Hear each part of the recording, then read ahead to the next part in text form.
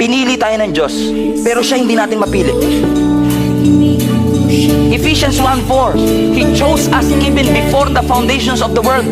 Bago ka pa ipinanganak, bago pa inilikha ang mundo, pinili na tayo ng ating Panginoon. But most of the time, we cannot choose Him. 1 Corinthians 1:7, He chose the foolish to shame the wise. A choice again. 2 Thessalonians 2, God chose you and sanctified you. Si Elijah paulit-ulit, make a choice. Si Moses paulit-ulit, make a choice. Si Joshua paulit-ulit, make a choice. Ang sabi ni Jesus, you cannot serve both God and money. Make a choice. Choose for yourself the God that you will serve. And every choice that you will make today will set a trajectory. Life or death. Disaster, reward, it's your choice. Will you follow Jesus?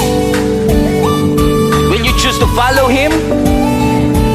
Tayo diba? Will you follow Jesus? Yes.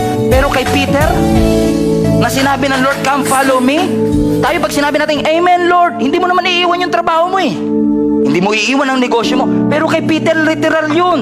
Ang sabi ng Lord, follow me. Ay talagang kailangan niyang iwanan ang lahat para sumunod sa ating Panginoon.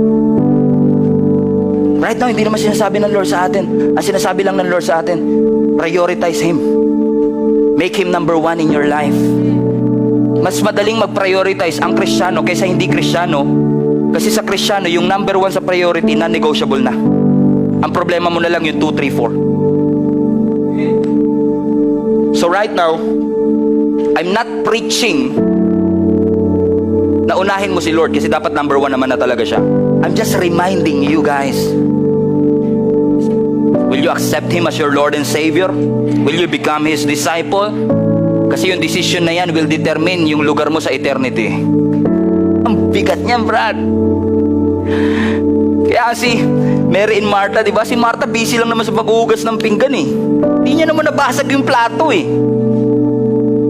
Sinisisi niya pa si Lord, Lord, pwede niyo kausapin si Mary. Tulungan niya naman ako. Masama bang ginagawa ni Martha? Hindi. Pero in the midst of all her busyness, nirebuke siya ng Panginoon. Martha, Martha, you are so worried and upset about many things, but one thing is necessary, and Mary chose what is better. Tignan nyo, pati pala yung pag-upo ni Mary sa paanan ng Panginoon, choice yun eh. Hindi naman sinabi ng Lord, anong gusto nyo, maghuhugas o makikinig? Walang ganun eh. Pero meron na kagad conscious decision si Mary. Hindi ko papalagpasin yung pagkakataong itong umupo sa paanan ng ating Panginoon at kumain ng salita ng ating Panginoon. Hindi masama ang choice ni Martha, pero ang sabi ni Jesus mismo, mas maigi yung choice ni Mary kesa sa kanya. And I'm telling you this to encourage you that every day is going to be a challenge to choose Jesus. Every day is going to be a challenge to prioritize God. Every single day, it's always a challenge to put God at the center of everything that you do. It's always a challenge to follow God's way than your way, because most of the time we want it our way. But thank God for His wisdom.